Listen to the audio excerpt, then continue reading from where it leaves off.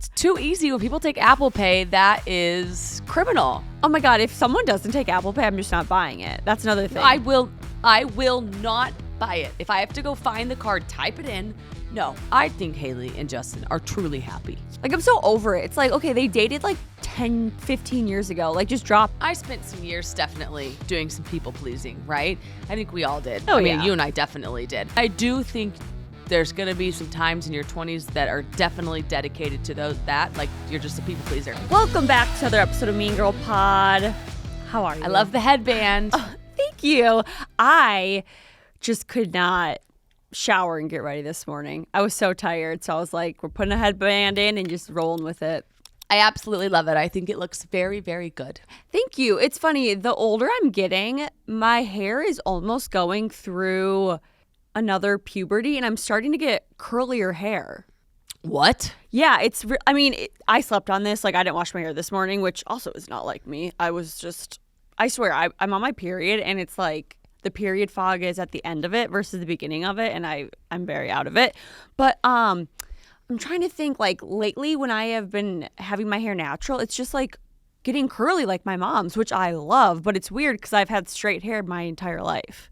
I actually can't believe that later in life your hair can change like that. Yeah, usually it changes with your hormones. Like, I know after pregnancy and during pregnancy your hair can change, but it's weird all of a sudden. Maybe because it's getting long. No, but length would cause weight. I don't know. I don't know either, but I think that's fun. Because your mom's hair is like very curly. Very curly. So I've been loving playing with it. I've been using a lot of different like gels and stuff to see what works. And also it's just been nice not having to put heat on my hair because I was starting to get like all the frizzy baby hairs. That was not cute. Mm-hmm. It really does make a difference when you don't put heat on. I've noticed like your hair can get so much healthier. So much. How long is your hair now? Because I feel like I haven't seen it down in so long. It's like a good 2 inches below my shoulder, I would say. So it didn't grow for a bit. Like postpartum, I was like, I thought there would just be like a lot of growth. And then I think at month 4, I feel like it started growing. And so now I think we're going. We're on our way. I mean, so I would say it's 2 inches shorter than your hair. That's long for you. I know. I'm really excited. I love this length. It's my favorite length. I do too, because I feel like I've only seen you with the super long hair and the super short hair. So I remember you actually did one time, I forgot when it was, had like medium length hair and it looked so cute. I never understood, they call it like the mom bob. Yeah. So I never understood that. And now like I wear my hair up 90% of the time. And I just 100% get it because like it's like you don't have time. Also, I cannot imagine like you holding Tate in your hair getting in your eyes. That would drive me insane. And she grabs it. So like last night I did have it down and she just like grabbed, and there's no grip like that little baby grip. So, and I quickly put it back up and I was like, this is why I don't wear it down. Those kids are so strong. I don't understand a child's strength, but it's scary. And I don't know if it's because we're afraid to like pull on them, but they're so strong. I know. No, their little grip, it's like a little reflex and they grip it so hard. I want to hear about your monster. Tell us. So today, obviously, had to match the nails to some degree. I'm back on the Ultra Vice Guava train because of the hot pink on both of our nails, actually. Love it. And it is starting to feel like summer in New York. This reminds you of Miami. It reminds me of the sunshine. So I felt like it was like the perfect monster for this beautiful day. It truly is. Cheers. Enjoy. Thank you. Thank you. Okay. What's been going on? What are some roses and thorns in your life? So my, it's like I can't decide if it's a rose or a thorn, but it's more so just something I would like to present to the class. Okay. I love these. So, do you ever think about like having, you think about friendships like seats at a table? Yes. Okay, so like you have your table and like you've got your Madeline, right? Who's solidified her seat at the table. And like I have, my Sydney and my Nuggets, okay? But I think about now as like living in Austin and being a new mom. Like, so when you're a mom, you don't have like socializing is very low on the list. Like this weekend I socialized because I went to a wedding, but that wasn't like planned intentional socializing, okay? So I've really been thinking about seats at my table, and like my neighbor mom friend, right? Like she's my like Austin seat at the table, but I was thinking about it and I was like, I really have like one more seat at the table, which is just like I don't even know what kind of friend it is, but it's somewhere in Austin and it's like one more seat at the table. And so it's not that I'm like looking for that actively, but I am sort of like friend dating a bit. And I know when Tate goes to school, I'll meet one probably. She'll probably be somebody at her school, like a mom. But for now, it's like that seat is just open, and I've been thinking about that. And I'm not going to go like look for it, but I do think it will come my way. I feel like with this time in your life, like the transition from being in your 30s, but two, being pregnant and now being a mom, it's like you're transitioning friends because you're right, you're so busy. You only have room. It's not that you don't love your other friends, but you really only have room for a specific type of people because you just like don't have much of a social life. So I feel like your seats are switching, like not fast, but they're starting to swap. Yeah, they are. And like I have my phone friends, right? And those have actually become really easy for me right now. Like I think about like I have a friend in Dallas, and like I have these friends that I text, I talk to. Okay, and like they won't go anywhere because they're like grandfathered in, right? But they don't live in Austin. So they're actually really easy right now to keep in a good place because like it's a phone friendship. But then here, I do think like I've learned about my neighbor friend is like I just love her. Like she's got a lot of depth. She's really positive. Her glass is always full, right? Love. So like she's great. So like she's really in. But then, other than that, I think maybe I'll make another friend here or there. And I'm really excited about that. Yeah, no, it's so exciting. I feel like when Tate goes to school too, you're going to meet so many moms. Also too, I feel like your neighborhood is just hustle bustle, like a lot of younger people. So you never know, like in a month, you might have a new neighbor. Like it's exciting. I know. Yeah, it's very exciting. So that's my... I can't decide if it's a rose or a thorn. Well, because my other one's a rose, so I kind of have two roses. Do you feel like you're missing something? Like, are you in search for a seat at the table because you're like missing something in a friend, or just because you feel like you have that seat open, like you're ready to bring someone new in? So I don't feel like I'm missing anything, which is the good news, because I feel very like fulfilled. But I do think for some reason, I think like the universe is like going to give me one more. Like I just started to get this feeling. It sounds a little woo woo, but like I love woo woo. But I was like, I do have 10% of time where I'm like, I could add one social thing. And I do think like this friend is going to, bring like something into my life in a really good way. So I'm just like excited for what that is. I don't know when it'll be, but I love that. Question, does Tate have a school lined up? Well, so we're on the list. I don't want to say the name of the school, but there's a school I love, and we're on that list. We're not in yet. Okay. But I'm hoping. When I went and toured it, I was told she should get in by her first birthday. So we'll see. Oh my gosh, that's soon. I don't know that she'll go then. Okay. Like I might. I don't know. I still have to decide. But I do think it depends where we move too. So there's like some things up in the air right now. Okay, that's exciting though. I love that. Guys, we have 25% off an incredible vaginal probiotic product. We are talking about O Positive. O Positive is a women's health company. They offer a range of symptom-targeting supplements that support women at every stage of life, from their first period to well beyond their last. They are so proud to have the best-selling women's health products at Target and on Amazon. The Vaginal Probiotics is one of the top 5 supplements on Amazon and multiple #1 products at Target. And there is a reason why, you guys. They are committed to breaking down the stigmas and addressing issues in many women, talking hormone health, vaginal health, menopause, and so much more. So today we're going to talk about the Vaginal Probiotic, which is a probiotic blend specifically formulated to support vaginal health.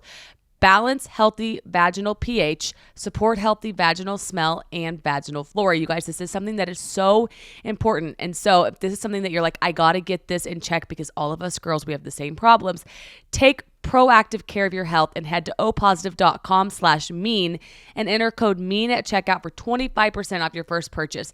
That's opositive.com/mean for 25% off. What about you? Which one do you want to do your thorn? Yes. So I want to do a little callback to, remember when we talked about organic tampons like a few weeks ago? So I decided to buy them this time to see if what I was saying was accurate. And I didn't notice one change, except I had to change them way more frequently than with regular tampons. Like, and not the regular size, the regular branded tampons. They do. I did notice when I was using them, like they're not fully absorbent. Not at all. Yeah. I didn't know if that would be your experience, but I had that same experience. So usually I can last like 3 to 5 hours. With the organic ones, I mean every hour to 2 hours. Like there was one time 30 minutes. And I'm like, are these even absorbing? Well, it's not even that they're I'm sorry. I don't know how we're talking about this makes me think of our show we're watching, which we'll get to. Oh yeah. But I'm just imagining. I'm just like, okay. But I don't even think that they're full. I don't want to be like too graphic, but like they're not even full at the 30-minute mark. It's odd. It's like not fully absorbing. It's just like half of it is. I don't know. They just don't, like how a tampon works is it absorbs and gets bigger. These just like don't absorb or get bigger. So it was frustrating because usually I go through like 3/4 of a box on my period because I have like a 7-day cycle. With the organic ones, I went through a box in like 3 days and I'm like, okay, so I wasn't even saving money. Like I had to buy another box. Well, and aren't they more expensive? Yeah. Yeah. So so that's the bad. So yes to aluminum-free deodorant, but no to organic tampons. Yes, and I didn't notice a difference really with the cramping because I know some people say like they didn't feel as cramped or anything. Like I do understand they're probably better for me, but I just didn't see enough positives with this purchase to want to proceed with them. So I will be going back to my Playtex or Tampax. Yeah, I just think you have to pick your battles with this stuff, right? Like, there's so much being thrown at us right now of like, get rid of X, get rid of this, do this, add this, don't do this. And it's just like, you do have to pick. Yeah. You're adopting the deodorant. Yeah. But man, I've been so sleepy from this period. On Sunday, I did not leave my apartment once. Like, Pete was like, do you want to go for a walk? Do you want to leave? And I'd be like, leave me alone. Let me just stay in my cave. I've just been like such a sleepy girl. How was White Lotus on Sunday? Okay, it finally an episode where it's getting a little better. So I can see a light at the end of the tunnel. Like I feel like the story's starting to really build. But I still just like don't feel like that excitement like I did with the first 2 seasons, which okay. I know it's controversial because a lot of people are like, this is the best season ever. And Mike White, the writer or producer, he's a genius. And I know he has something up his sleeve because of the interviews he's done. And he says like, this is crazier than the first 2 seasons. So I'm like, maybe everything happens in the last couple episodes. I don't know. But I think we're getting somewhere. Some weird stuff happened on Sunday. So. Okay, that's at least good. Some progress. Yeah. What about you? What's your, I don't know if the first one was a rose or your thorn? I'm going to call it a thorn. Okay, what's your rose then? So our rose is we've started our solid foods. And one way to like make, because solid foods it's not like, it's messy. And it's, you sit there and like we put the food in our mouth and we learn about the textures. And so it's really quite a cute experience. One thing that we've started doing is playing music at the house, like all the time. That. Yeah, and so we make it like a little dance party now, and it's like totally my rose because she loves it and just like smiles, and it's like family time, and it reminds me of like family dinners. Like when your whole family would sit around the dinner table, like it's like shocking to me to think that I'm like there, and we're not there because she can't sit down and eat food with us. But it is this like cute moment that we're having, so I'm very excited about it. So that's my rose is the dance parties. I cannot get over it. I'm not just saying this because I love you guys, but Tate, I swear to God, gets cuter every day. I have people, like my friends will be like, Tate is so cute. Like people are always telling me how cute she is. And I'm like, she's actually like a beautiful baby. But who do you think she looks like? Oh God. Because it's a total house divided. I would say you only from the fact that like you guys both, because Harrison does not have blue eyes, right? He has like darker eyes. Right. So I feel like I see more of you in her, but then again, she has like the lighter hair and the blue eyes. I don't know. I would have to see like Harrison and you smile next to her because she's always smiling. But I want to say you. I can't tell. Like I just don't know who she looks like. But so I just wanted to know what you thought. But yeah, maybe both. I don't know. We got to pull up those AI pictures and see if she's developing into the girl. No, when I just was thinking that, I'm like, how old do you think that those kids are? 3? Yeah, I would say 2 or 3. I can't wait till she gets there so we can see. Also, I have a rose for you, Miss 1 million. Actually, more than 1 million now. Thank you. I loved your text. You're like, don't know if you know. I was like, she doesn't even know yet. Unclear if you've seen. Thank you. That's very sweet of you. You need to celebrate. Yeah, you know. I want. You know me. I want Harrison. I know, right? You're like, what do we do? I want Harrison to. You don't like cake. Do you have like a sweets that you're like loving right now? Yeah, I still have. I see those cookie doughs that you sent me at Whole Foods. Yes. I haven't tried them yet because I am obsessed. Cannot stop eating this sweet Lorenz, but I don't like them cooked. I like them raw. But there's no egg in them. I'm not getting salmonella. You could stick a candle in sweet Lorenz cookie dough. Have you had it? Yeah, because of Pete being celiac, I've tried all of them and they're very good. I like the ones I sent you more, which I'm blanking on the name, but Sweet Lorenz is good. Were they called Monster or something? I can't remember. Well, they were the Monster cookies. Miss Jones. They were Miss Jones. Yes, that's what they are. Yeah. Wait, can you eat dairy at all anymore? No, I don't think I can. Like, I haven't tried it, but I did go to the steakhouse like a couple weeks ago, and I think there was like a lot of butter on the steak. I don't know, but it like killed me afterwards, which makes me think I can't. So there's this new dessert. It's called, have you seen Drizzlicious in the stores? No. Oh. No, let me Google it. I know they're gluten-free because Pete eats them, but I don't know if they're dairy-free. Let's see what the bag says because, oh my God, Alex, they are addicting. I eat a whole bag in one sitting. Like, I can't stop. Vegan. Does vegan mean dairy-free? Yeah, it does. I haven't seen these. Okay, vegan and gluten-free. Oh, my God. And they're, like, not that bad. Like, they're supposed to be, like, a healthy snack. I've had almost all the flavors. The birthday cake and the s'mores are so freaking good. I think you would really like them. I'm seeing them. Okay, so.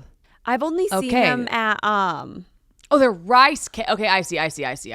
Yeah, they're like little baby rice cakes drizzled with a flavor. I literally ate 2 bags one time. They were so good. Guys, we have 15% off all Lumi products, which is incredible because you guys know about Jordan's Pit vs. Puff using aluminum-free deodorant, and she is obsessed with Lumi. I started using it. I'm obsessed with it. The whole team's now started using it, and so whole body deodorant that is safe to use anywhere on your body. Think pits, think under boobs, and even your feet. Lumi is created by an OBGYN who saw firsthand how normal BO was being misdiagnosed and mistreated. So that's why Lumi is the #1 whole body deodorant formula. So block odor all day and control odor for up to 72 hours. Plus, they just came out with a brand new scent, Vanilla Bliss. All products are baking soda free and paraben free. They're pH balanced, which it's so gross to think that you'd even have baking soda in your deodorant. My parents both use it on a regular basis and they absolutely love it and it smells so good. My mom is obsessed with the lavender one and I will say she has very good smelling pits. Lumi starter pack is perfect for new customers. It comes with a solid stick deodorant, cream tube deodorant, and 2 free products of your choice. As a special offers for our listeners, new customers get 15% off all Lumi products with our exclusive code MEAN. And if you combine the 15% off with the already discounted starter pack, that equals over 40% off their starter pack. Use code MEAN for 15% off your first purchase at LumiDeodorant.com. That's code MEAN at LumiDeodorant.com. Also, please support our show and tell them that we sent you. Smell fresher, stay drier, and boost your confidence from head to toe with Lumi. Wow, I would like to try those. No shade to Drizzlicious. I think that branding is not as exciting as some of the other brandings that I've seen. It's very it's almost like they had like a day to pick the name and they're like, "Oh, well, let's just do Drizzlicious." That branding was like, I feel like all these new modern healthy snack brands, like you can tell they're healthy the minute you look over at them. Yeah. That one I had to really dig and search to understand what was going on. It's not giving like vegan, really. No, I'm not really sure why they picked like that ugly golden brown packaging, but let me tell you, the taste, worth it. It's so good. Yeah. Good. That's all that matters. If the product's good, then that's all we care about. So I'm in. I'm going to try it. Okay, for Amazon. To celebrate I love for your Amazon. 1 millionth, I want you to try Drizzlicious. That's very sweet of you. Okay, thank you. I anything I can get on Amazon, like I am a ordering girly these days. Oh yeah, because you have a what do you call it in Austin? So you get it right away, right? We have a fulfillment center, yes, but in general, like I like order my groceries. I don't know. I'm just kind of in that deliver to the house mode. We just started getting our groceries delivered through Amazon because it's through Whole Foods, because it is so much cheaper than going, because Whole Foods is a little far for us. It's like 20 blocks, so we can't like do a full grocery haul with walking that back. And all the other grocery stores are so expensive, so we actually found out it's cheaper to get them delivered. So now we're like, oh, I guess we'll just get our groceries delivered. It's great. It's honestly the best. It's a time saver. Yeah, I absolutely love it. But I'm with you. Anything that I can get off Amazon, I will get it 10 times faster than if I have to go to the store. So with you. Okay, what's your rose? So my rose is I just got a French press coffee maker, and I've been making my coffee that way, and it is so good. Like I just love it. It's just great. And are you still doing protein before your coffee? Not necessarily protein, but I'm always eating before my coffee. That's right. It was like rice cakes, peanut butter. Okay, so you're still eating before the coffee, and that's still working. Yes. I don't think I've gone one day since I first talked about it without eating before my coffee. And I feel like it makes my stomach feel better. I also don't crave as much caffeine. I feel like I'm good with like 2 cups of coffee. And it makes me enjoy my coffee because I'm not drinking it to like fill my hunger. I'm just drinking it because I really enjoy the taste. And so you make a French press, and then describe to us your coffee routine. So with the French press, I like more of a basic cup of coffee, like drip coffee and French press coffee. I just like it regular with some almond milk. And that's why I wanted it too, because I felt like with the Nespresso, since it was so, I don't want to say like potent, but it's like a specific flavor, I had to put so much crap in it, and I was like, I don't even like it. Like, it's just making my stomach hurt. I was like, because I just love like a good cup of coffee with some good almond milk, and I was like, F it, I'm gonna get a French press. So I just make a French press with 2 cups of coffee in it, and I drink with my almond milk, and it's great. It gives me a little activity to do in the morning. I love it. How do you do it? What do you put in it? So do you make it? So it's like a little press machine thing. It's literally like this big, and you boil water, and then you take ground coffee, and then you just put ground coffee at the bottom of the French press. You pour the hot water in it, wait like 4 minutes, and then you press down on it, and then you're good to go. Oh, wow. I actually love that. I love when a restaurant gives you the French press. Oh, like St. Ambrose. Yes, at the table. That is such a beautiful coffee experience. Right? It's like identical to Yes. St. Ambrose. Okay, I miss walking to St. Ambrose in the morning. Like, I do love them for dinner, but I love them for breakfast. I mean, that coffee is truly a treat. That might be the best coffee in New York. I agree. Did you know? So they just opened a St. Ambrose in Aspen, and we were just there, and we went to it, but we went for dinner. Because that's, dumb question, that's French, right? The restaurant? St. Ambrose, that'd be French. I don't have a clue. I think French cuisine. Yeah, Okay. seems like it. I don't know. I just really love the French press style of coffee. I like drip. I really like drip coffee too, but I've just been really enjoying this. Like I realized that's like my favorite type of coffee. Also, my book, the guy's French and he kept talking about his French press coffee. So I was like, F it, I'm just going to buy one. Because they're only like $30. I am just as easily influenced by things like that. If I'm reading a book and they're doing something, I'm like, I gotta obviously do that now. Obviously. My spending habit has been so bad. I like swipe on TikTok and I'm like, oh, that looks cool. I think I'm going to buy that. What did I buy on TikTok Shop the other day? So, I can't remember what it was. That thing though, it's trouble. TikTok Shop has me in a chokehold, which I hate to admit because you know how I feel about it, but I bought my fair share of stuff off TikTok Shop.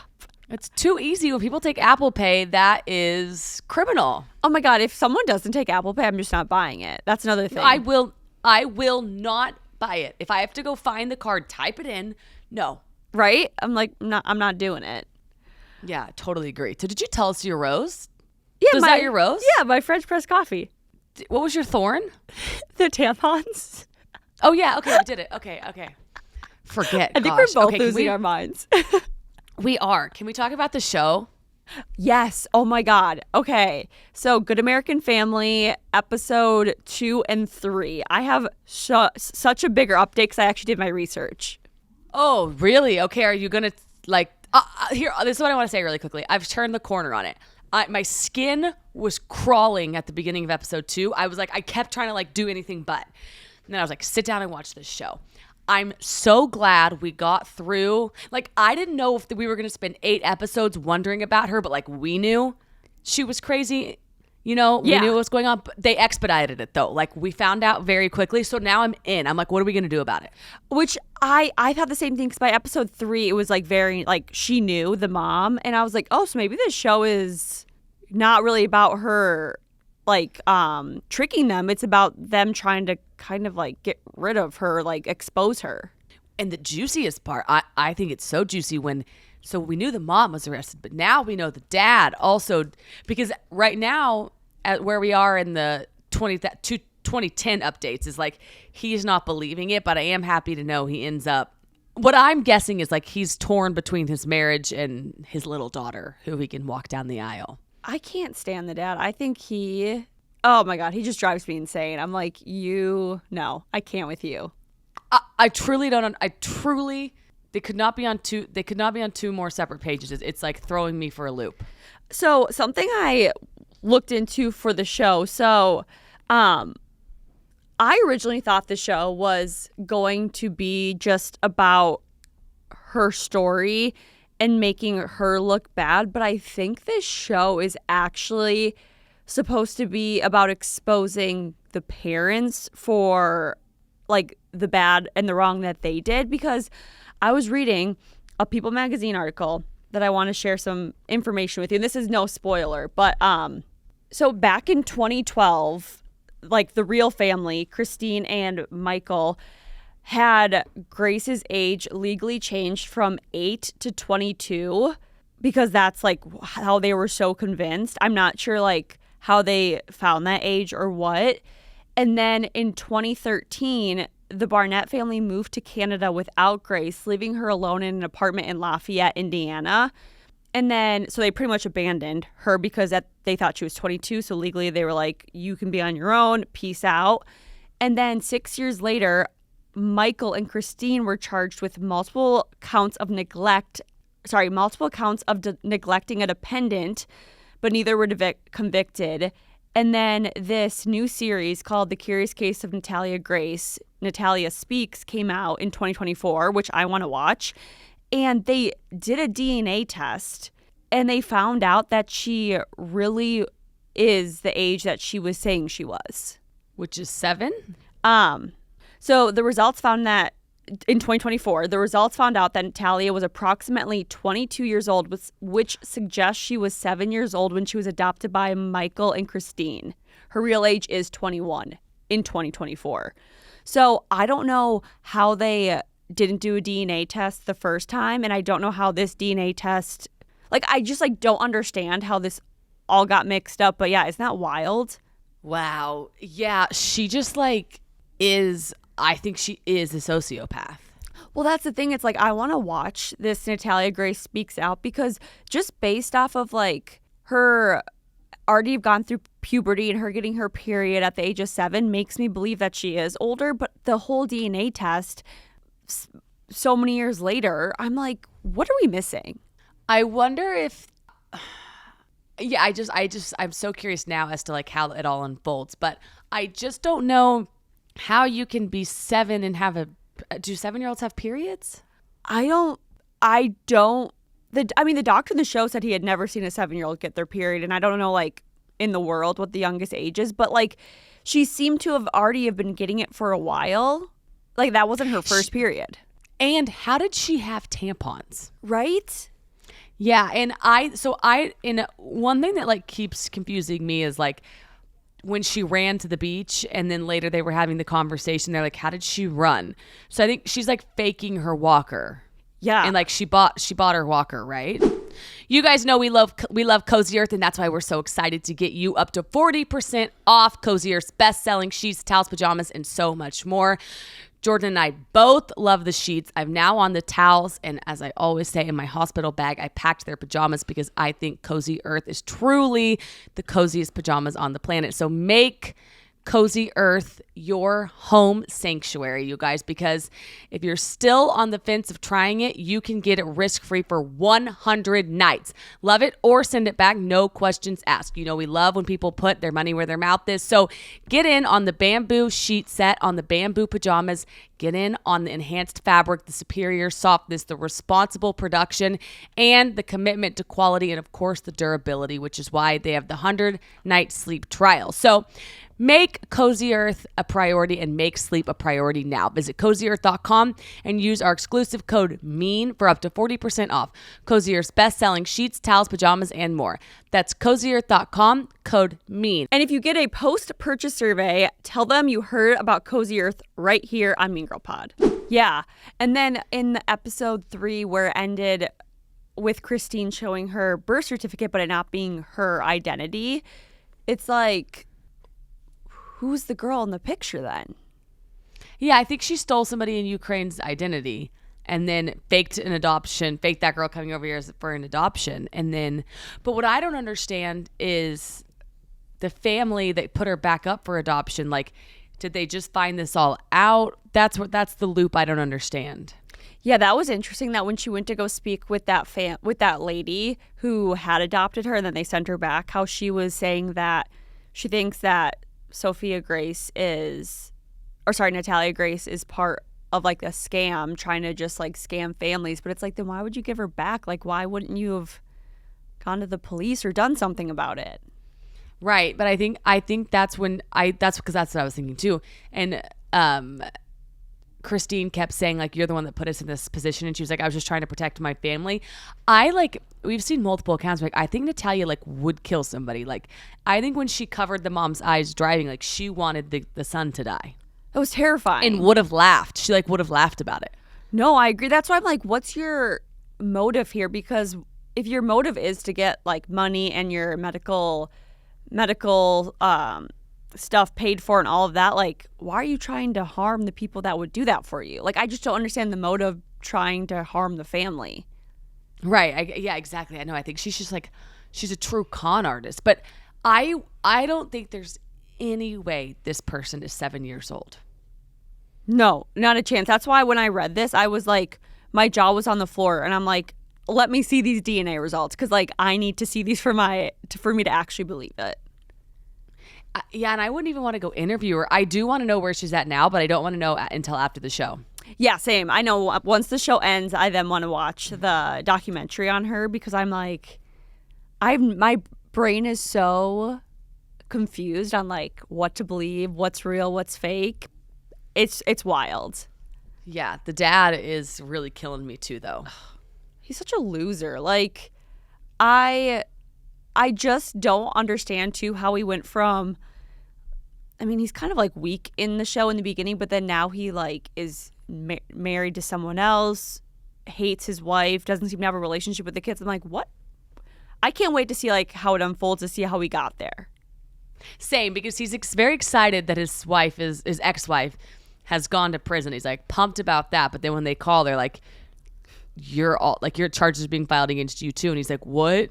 I know. But it's like, so it is interesting that he ended up doing it with her. I also can't wait to see what side the public court of opinion is on. Yes, same. Didn't you think it was interesting how in episode 3, Christine's friend brought up The Orphan, the movie? Yes, I meant to bring that up to you, but like, okay, good. So you're not the only one thinking it. I was like, that's wild, because like that's the first thing I thought of too. Yeah, so I'm glad they like addressed that. Yeah, that was crazy. But I'm really happy you're becoming more of a fan of the show, because I was like, we have a long way to go. We have like, I think 8 or 10 episodes. I didn't want us to know what she turned out to be and then like them not know yet. So I love the way that like we're already all on the same page. Yes, I know. I'm really enjoying it. I watched it this morning and I like couldn't keep my eyes off of the screen. I was like, it's like a show that really has me in a chokehold. Like I don't even want to look at my phone. Like I want to just be engaged, and it goes by so fast. I also think that Christine, like, she's very relatable in terms of like she loses her mind sometimes. Like, so would I. I would just be like, how old are you? Like, I would just be going insane. That's the one thing where it's almost scary that she is so vocal about her concerns with Natalia to her face, because I'm like, aren't you afraid she's gonna try to kill you?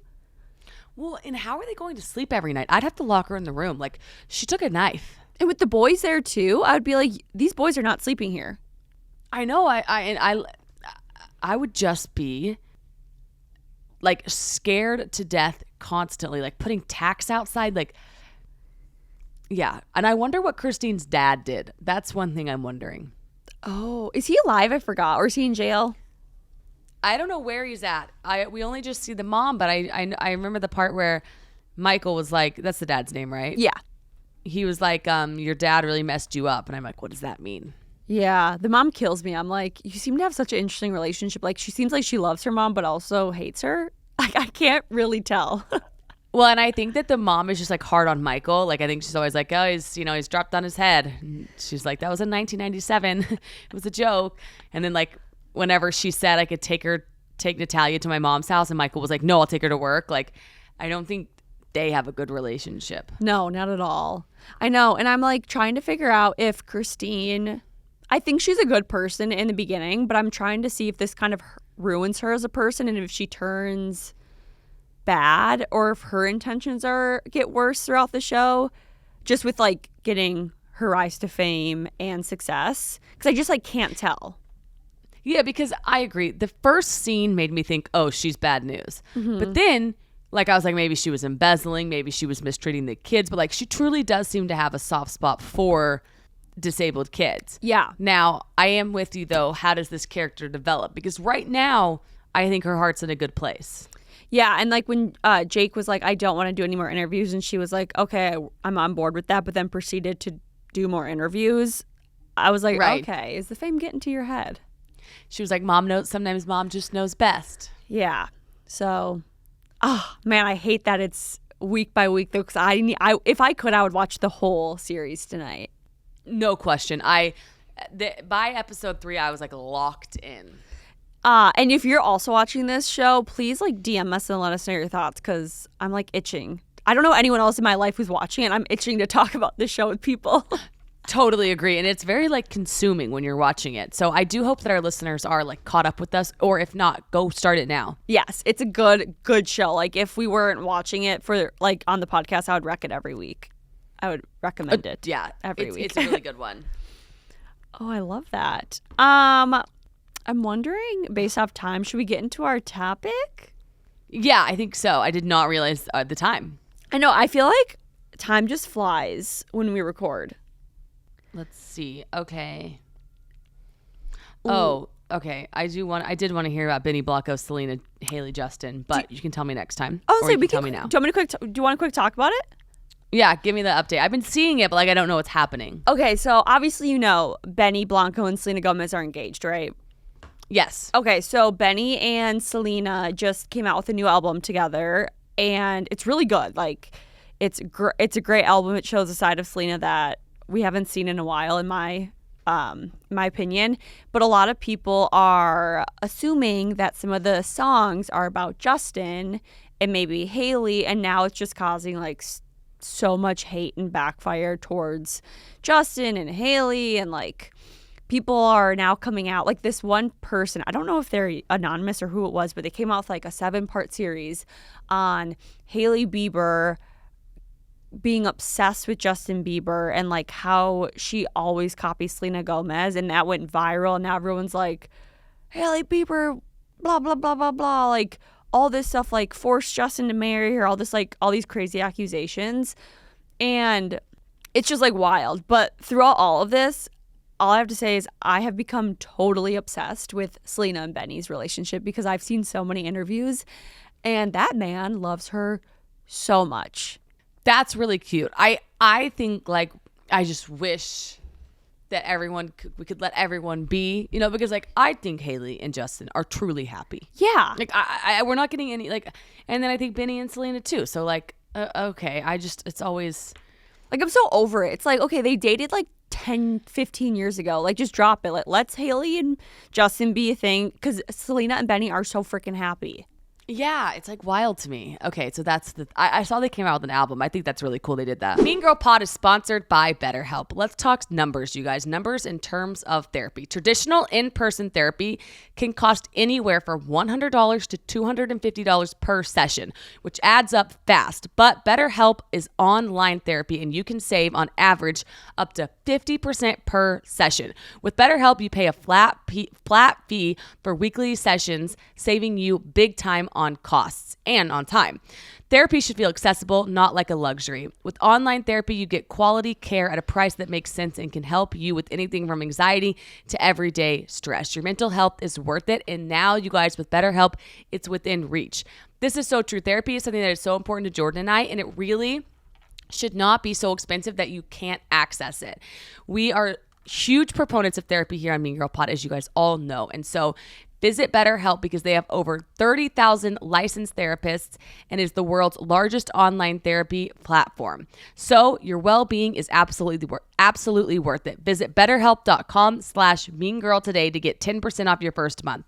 That's BetterHelp, HELP.com/meangirl. Also, I'm so obsessed with Benny. I did not realize how talented he is. He wrote...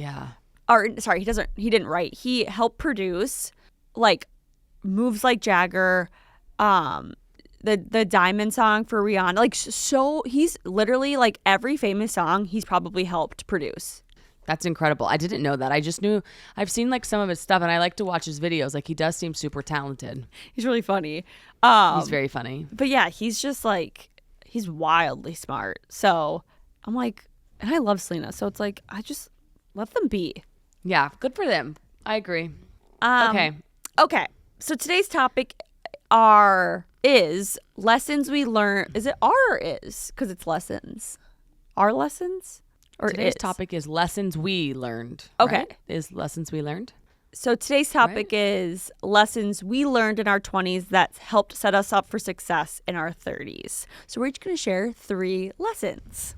Okay. You want to go one for one? Yes. So my first one, and I apologize if I offend anyone, but it would be to not marry your high school or college sweetheart, because I feel like you truly learn so much about yourself in your 20s, and it's so important to like figure out who you are as a person before you love another person or before you get in a relationship. And I think a lot of compromise happens when you're younger, when you fall in love, and you shouldn't have to compromise that much until you get older. Like, figure out where you want to be in life before you start compromising.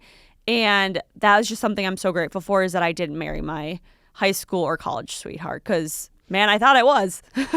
Yeah, no, I think that's so true. And I think if you do, right, then like make sure to grow and evolve and change together and like prioritize that. Yeah, just don't allow that person to like completely dictate where your life goes at that young of an age. Because I feel like so many people, like I always hear people being like, oh, I wish I would have done this or that, but I was so young and in love and didn't, because I wanted to be with that person. And I love that for them, and I'm so happy for them. But like, life is short, and you should like figure out where you really want to be in life before you give yourself to another person.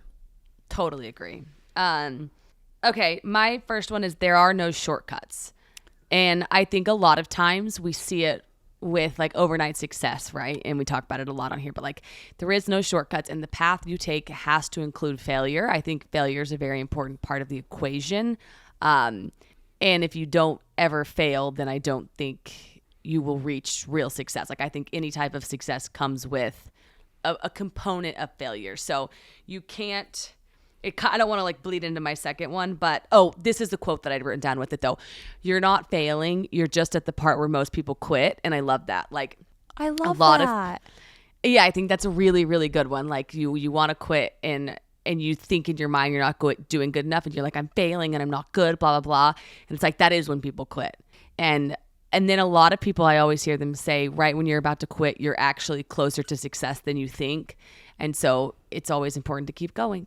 Isn't there a quote that's like, failure isn't failing, it's just trying success a bunch of different ways or something? Failure isn't failing. It's just a setback. It's not really getting it for me. Oh, it's by Thomas Edison. It's, I've not failed. I've just found 10,000 ways that don't work. Oh, I like that. Okay. And then I see the one above it. Failure is not fatal, but failure to change might be. I like that one too. I love that. Yeah. I mean, I feel like failure also helps you appreciate your success so much more, because, I mean, if you just got it like this, you wouldn't find fulfillment in that success. I totally agree. I love that. It's the journey, right? That's a great one. I also, what's that quote again? I really like it. You're not failing. You're just at the part where most people quit. Yeah, I'm gonna use that. Like that's like a really good quote to tell yourself on a regular basis. Yeah, I saw it the other day and I thought, that's helpful. So we've talked about this a lot in the past couple weeks on this on Mean Girl Pod, but another lesson that I learned is that you won't have your life figured out in your 20s. You won't have your dream job. You won't be a millionaire. You won't be where you thought you wanted to be. And I feel like society always, and social media always makes it seem like in your 20s is when you have it all figured out. And it's like, no, like not even close. And I wish I could have gone back in time and told my younger self, like, your 20s is all about learning. You're not going to have things figured out, and where you want to be isn't going to be where you stay. Because in our 20s, I feel like you and I had so many experiences where we were like, we'll do this forever. We're going to be with this person forever, X, Y, Z. And it's like, no, we didn't know that our lives were nowhere near where they were supposed to be. Right? It's like that saying when you make plans, like God, the universe, whatever you call it, laughs. Yes. Because it's like, and I liked what you said though. You're not in your 20s, like you're not going to end up where you thought you would be. Like, I think everybody listening can probably say like, oh, when I was 21, I mapped it out. Okay, well, when you hit 30, I know for me at least, like that's not where I thought I would be. I'm really glad it is where I was, but it wasn't. If you would have asked me, I wouldn't have said that. Yeah, and I even just think about like in my lower 20s, Barstool was my dream job. We worked there, but like we're not there anymore, and now I'm in my 30s, and now I have like other dreams for me. It's just like your dream. Like I also don't want to bleed into my third, but like it's all about learning and trying to find new paths to get to where life is supposed to be for you. Yeah, and I think like the underlying thing there is like the ability to pivot and not be afraid of it. Like not be so married to something, just being like, okay, I'm okay to pivot, or I'll pivot again, and then having the guts and also the determination to keep pivoting. Yeah. Yes, I love that. Okay, my second one is you can't control timing. Basically, so my underlying points on that is if it doesn't make sense right now, it will. And let go of what you can't change. Because I think a lot of times this one, I tried to make them all sort of like relate. So the first one, there's no shortcuts. And then the second one is like you can't control timing. So if you're not where you thought you would be, it's out of your control. And I think a really good way of dealing with it is like finding peace within yourself. Like if you're not happy with yourself, then you're not going to be happy with your path. And so making sure that like you take care of you first. Like for me, it's journaling, reading, my walks, like movement, and like keeping my brain right. And then everything else I feel like I can handle, because when it comes to timing, like it's out of your control. I love that. Just figure out, like, the biggest lesson too is like, once you understand that you can't control everything, it puts you more at peace. Because I used to be like an absolute control freak, and when things wouldn't go my way, I would lose it. Like, I would get anxious, depressed, this or that. And like, when you come to peace with that term, life is so much more easy. Yeah, when you just say, okay, I like let go of the control. And I think, I don't know, people listening might have something different that works for them, but like it doesn't work for me to be so so wound up about the timeline, because I've just really found like timing is out of our hands, and you got to do the journey. Rocket Money is your personal finance app that helps you find and cancel your unwanted subscriptions, monitors your spending, and helps you lower your bills so you can grow your savings. You guys ever know the feeling you sign up for something, you forget about it, the trial period ends, and then you get charged month after month after month? The subscriptions are there, but you're not using them. In fact, we just learned that 85% of people have at least one paid subscription going unused each month. And I know Jordan and I are much worse than that one. We're like probably 3 or 4, and it's absurd. But thanks to Rocket Money, you can see all your subscriptions in one place and cancel the ones you're not using anymore. And now you're saving more money, because there's nothing worse than spending money on something you're not using. Rocket Money has over 5 million users and has saved a total of $500 million in canceled subscriptions, saving members up to $740 a year when using all of the app's premium features. So cancel your unwanted subscriptions and reach your finance goals faster with Rocket Money. Go to rocketmoney.com/meangirl today. That's rocketmoney.com/meangirl. rocketmoney.com/meangirl. Yeah, I love that. My last lesson is it's okay for your dreams to change. So I put this on here because if you would have asked me at 25, 26, like what my dreams were, it would have been live in New York City forever, probably not get married, but maybe never have kids, work for like an e-news. And I remember when those dreams started to change, I used to get so hard on myself because I was like, but no, I've like worked so hard to get to all these places. And it's kind of like the IKEA theory that we talked about. And it's like, but no, I put in 3+ years doing pop culture on the internet. No, like I worked my butt off to move to New York. Like I've never wanted kids. Why would I want kids now? And I used to be so hard on myself, but then allowing myself to understand like I'm still changing and growing as a person, and like my dreams changing isn't me giving up on my past dreams. It's just me understanding that like I'm changing as a person, because like now my dreams are like to have a family and kids one day, to like obviously be married, to not do pop culture anymore. And like I just allowing myself to be okay with that has put me so much more at ease. And also I was talking to a friend yesterday, and she was telling me that she might leave New York, but it was like super hard because she felt like she was letting herself down, like her younger self down, because that was her dream. And I was like, I mean, that's like such a powerful statement, but it's like, it's okay for you to change your dream throughout your life. And I don't think you are letting yourself down by pivoting and wanting to change. Yeah. That part to me is really fascinating. Like what, like, I don't know. I don't have the gap like fully flushed out here, but like if your dream was to move to New York and then you did it, but why is she viewing it as a failure to leave, I guess, is my question.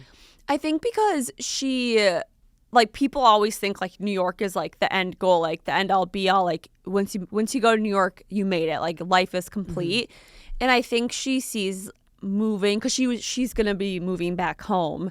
She thinks it's almost like she's letting her younger self down, and it's almost like a failure, like she's going backwards. And I was telling her, I was like, no, like if it's just like a new step in your journey in your life. Totally. Yeah. And is she happy she's making the decision, or is she sad? She's so happy. Like she's so excited for the change, to save money, to get a car, to be closer to family. But she's sad in the sense of like it's confusing because she really thought she would be here forever and this would be the rest of her life. I wonder if she's like letting other people's opinions like infiltrate. I'm sure, because everyone thinks like, oh, you leave New York, you must be like settling down, or things didn't work out. And it's like, no, like leaving New York is sometimes just like a new dream. Yeah, sometimes you're exhausted by the city. Like I think that that's very real. But I do think, okay, that's good. Yeah. It kind of goes into my third, which is do things for you. Sounds blanket, but like, so the first one is you can't control how people react to what you do, but you can control you. And I think that that's something that you and I have learned a lot, but like also your friend that you were just referencing, right? Like if we do things, well, the second one is you're not a prisoner to anyone else, right? Like don't let other people.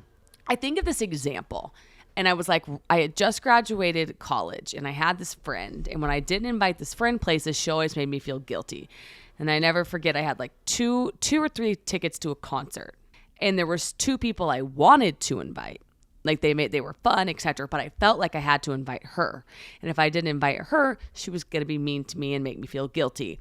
And I didn't want to deal with that. So like that's a very simple form of like I felt sort of, I can't. And one thing I wish I would have told myself there is like, you can't control how she reacts, okay?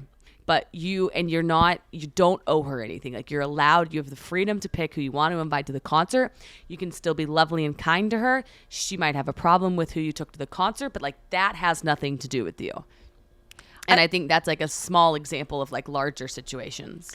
But I love that because when you realize, like we just talked about, you can't control timelines. Like when you realize you also can't control other people and their actions and what they do, it's like kind of like the Mel Robbins, like let them theory. Once you really realize like you just gotta let people do them, you only can control your own actions. It's also a very peaceful thing. And like I don't know, it's something that I've had to teach myself over this past year. But once you learn it, you feel more at peace. Yeah, and I think I spent some years definitely doing some people pleasing, right? I think we all did. Oh, I mean, yeah. you and I definitely did. Maybe not everyone listening, but like I think, and I do think there's going to be some times in your 20s that are definitely dedicated to that, like you're just a people pleaser. And I couldn't have outgrown it any earlier than I did. Like I remember I used to being like, why are you doing this? But it's like you kind of have to have your own journey with it. But looking back on it, one thing I would tell myself is like, spend less time doing that. Yeah. No, I completely agree. The day you stop pleasing other people is like such a powerful day. Yeah, and you got so much more room in your brain. So much more room. Oh, and confidence, and it's just like you really start living, you can do things for you. I love that. I really like these lessons that we have. I feel like they really did help set us up for success in our 30s, and me like almost about to be 30, and without them I don't think either of us would be where we are today. Yeah, and I don't know that mine are all, I was really trying to like channel my 20-year-old self. I think mine are actually more like what I wish I would have told myself. Like this exercise is probably easier for you because you're still in your 20s. Yeah. But for me, mine was like a little bit looking back, but I think still helpful. Yeah, I mean, and these are all things that like I feel like are very relevant to the end of 29. So I agree with you. It's like things I wish I could have told my younger 20 self, but like I'm learning just before I hit 30 that are like leading me in the right direction. Yeah, which I think is very important trajectory wise. Yeah. Should we do our listener question? Yeah, let's do it. Okay. All right. Okay, so this is basically communication styles with your significant other in a relationship. Hi, love you guys. Can we talk about communication styles and how to deal with them in a relationship? I over-communicate, he under-communicates, and we struggle to see eye to eye. I get upset that he doesn't care, and he reinforces that it's completely not his intent. The struggle is real, and I talk to my girlfriends about it, and they feel the same way. Golf days, talk to you never. Out with the boys, sorry, too busy being in the moment. Is this normal? That's sad. It is sad, but I don't think we're that far off from success. I'm so curious to their ages and like how long they've been together. Because I don't know if this is an age thing, a miscommunication thing, or a we've been together so long so I'm so comfortable thing. Right. I do agree with that. Because if it is like just, it could give like taking advantage of you, sort of like I'm just going to do me, not taking advantage of you, but like I'm just going to do me, selfish. You could give selfish. But one thing I did see that I loved was there was this video of this mom. She was like a mom of 2 or 3. She was like, my husband golfs every Saturday. Here's how he does it. Because they have such good communication. He wakes up, he takes the kids out, and he plays with them all morning. He exhausts them. He gets them down for the nap. He gives them a bath, XYZ. He does all of that. He gives mom her alone time in the morning. Then he goes and he golfs, okay? She's with the kids there then, but he's exhausted. Then he comes back. He's in charge of dinner. He fully, like, if he wants to golf, he has to have the energy at the end of the day to take back over on kid duty, so mom gets the night off on Saturday. Love. She's like, it's a beautiful trade, but what I wasn't down for was just him being like, yo, I'm going golfing, like, good luck. And I thought, like, because it's like what we talked about last week of, like, reframing. So it's like, one, he golfs every Saturday. That's so annoying. Two, he golfs every Saturday. I get my mornings and my evenings to myself. Yes, I love that. I also feel like that is such a great compromise and, like, balance with what he's doing, how they communicate, how he's helping with the kids, the family, how he's supporting his wife. Like, that sounds like the perfect day to me. Yeah, and I do think, too, like, this, she's not mentioning kids in this, so I don't imagine that there are any. I do think one thing, just, like, a little advice of something that I've learned, that I've kind of, like, walked into. I didn't know it before. But when kids come in the picture, I don't think somebody like this just magically gets more involved. I don't think they stop. You know, I think that this is like an early sign of maybe how he will be when kids come into the picture. So I think it's really important to get the communication styles in line now and understanding, like, compromising in relationships. 1,000%. I remember, like, almost probably a year ago, you said like, you don't get better, you get worse. Like, he's like, you don't just, like, get better with communication randomly over time. Like, how they are in the beginning is usually how they will be. And I feel like if she wants her boyfriend to get better, like, make sure you talk to him about it, because I don't know if she's had a conversation about how much it bothers her, because what she's dealing with isn't normal. But if she hasn't communicated it to him, like, we can't blame him because he can't read her mind. But I would tell her that they should work on compromising the communication. So, like, if he is golfing with the boys, like, can you call me on the way to the course? Can you just text me every couple hours, like, updates? Can you call me after your game? Like, just, like, little things. Like, it doesn't have to be, like, texting 24/7, but it could just be, like, checking on your girlfriend throughout the day. Yeah, or golf day. Okay, golf's on Saturday. We're having a date night every Friday night then. Yeah. Like, give her a little, like, it sounds like she really just, like, wants more of his attention, like, in the simplest form. Yeah. And it sounds like he might be giving a lot of it to his guy friends, like, because the two examples were golf and out with the boys. So it's like you said, like, hanging out with the guys all day Saturday. Okay, well, Friday, only you and me. We're going to do no phones, hang out all day. Like, the boys don't get my attention. Yeah, and one thing that is sort of sticking out to me here is out with the boys. Sorry, too busy being in the moment. No such thing. We can send a text. Right. And one thing that your guy friends will really admire and look up to you is if you say, hey, I got to prioritize my girlfriend. So sorry, guys, this is going to take me 30 seconds. And then they can, let's say his name's John. When the boys are out there, like, oh, John's always going to send her a text. And then guess what? When your guy friends get girlfriends, those girlfriends will love you because they see how you treat her. Like, it is cool to be kind to your significant other. Yes. And there's no such thing as being too busy. Like, I dated Pete when I was almost the busiest. Like, we were just leaving Barstool. We were starting Just Media. And, like, that was the beginning of me and Pete's relationship. But I easily made time for him. I didn't even question it because I wanted to. So it's like, when it comes to time and how busy you are, it's like, that's truly where if he wanted to, he would. Like, he can easily make time to still talk to his girlfriend when he's with his friends.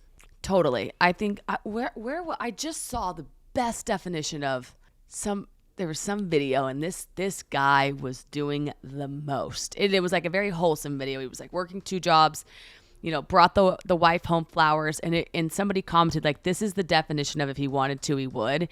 And I was just like, that is what I'm talking about, right? Like, out with the boys, too cool to send a text. Come on, guys. Like, you know, there's these guys and these dads and these boyfriends and these husbands and fiancés out there that I think are doing a really good job. Yeah. and it's like they're really positive role models, and I'm like, more of that. I love it. Out with the boys, okay. Sunday morning, bring her coffee, make her breakfast, like just make her feel loved and prioritized. And then like it's in everybody's best interest too. Like when you do that, okay, then she starts to love when you go out with the boys because she gets excited knowing she gets her time with you. And then guess what? When you come home from being out with the boys, she's like, how was it? Right? Like, everyone wins. Because that's actually a great point, because this could make her resent him hanging out with his friends, because she thinks, oh, every time I'm with your guy friends, you push me to the side and I feel like I don't exist. So therefore, I don't want you to hang out with your guy friends.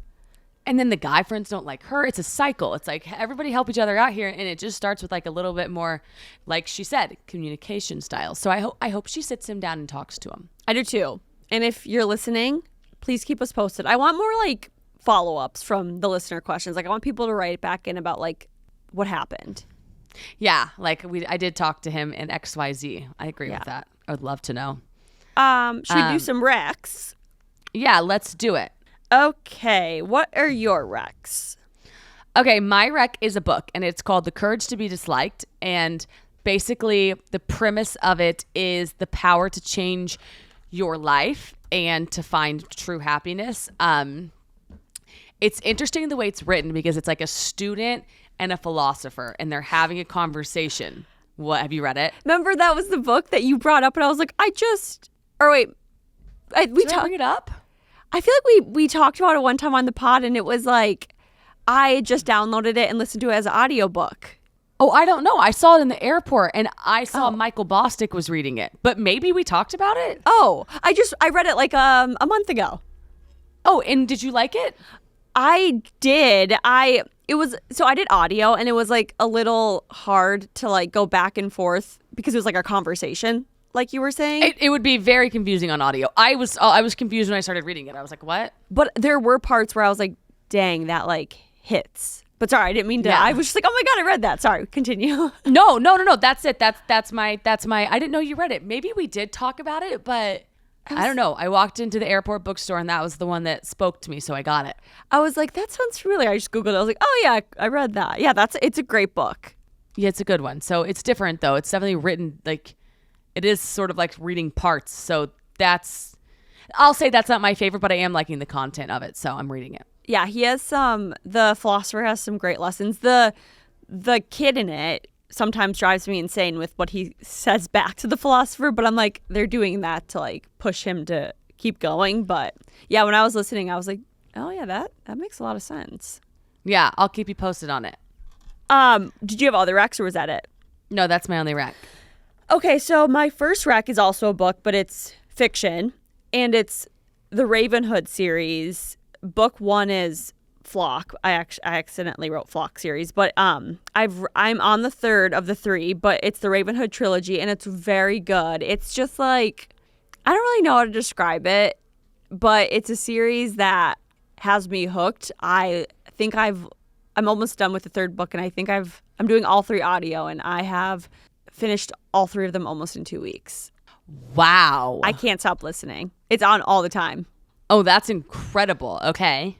So that is one. And then my other one is a beauty rec, and it's the Kopari SPF setting mist. It's like, I think it's been around for a while, but it just went viral on TikTok last week. And it's essentially like a setting mist with SPF in it, but it gives you like this beautiful glow. And I really like it by itself. So I think like when you go to the beach or on holidays, just like you just spray it and it's SPF 50, and then you have like this like stunning glow to your skin. It's beautiful. Maybe I should get that because my favorite tinted moisturizer always has had it's always had SPF in it. And then I went to the store the other day to get it, and they're like, oh, stock up, they're discontinuing it. And I was like, why are they discontinuing it? And they're like, well, because I guess the U.S. passed some new regulations with SPF being in products. And so Chanel makes this. And basically Chanel's just pulling out the SPF in it and then relaunching it. Oh. But the reason I wear it every day is because the SPF's in it. So I need a new everyday sunscreen. So that's actually really good. Well, I have 2 recs for you if you like SPF skin tints.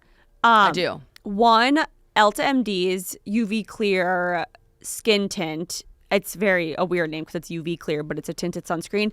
That's great for just like a very, very light coverage. Like I wouldn't wear it by itself if I had makeup on, but like just on a daily basis.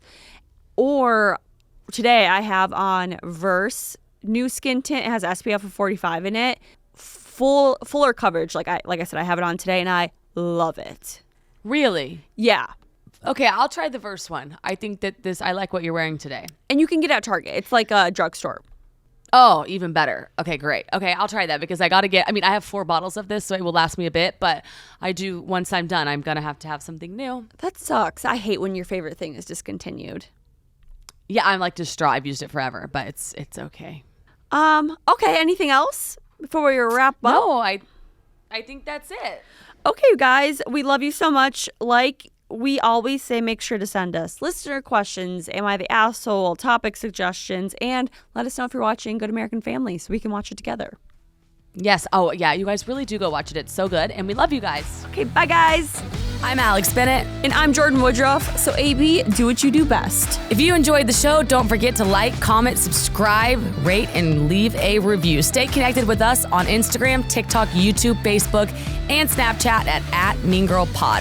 Podcast plus social artwork and post-production by Creative Evolution Studios. Mean Girl Pod, we're your besties in your ear. New episodes every Monday.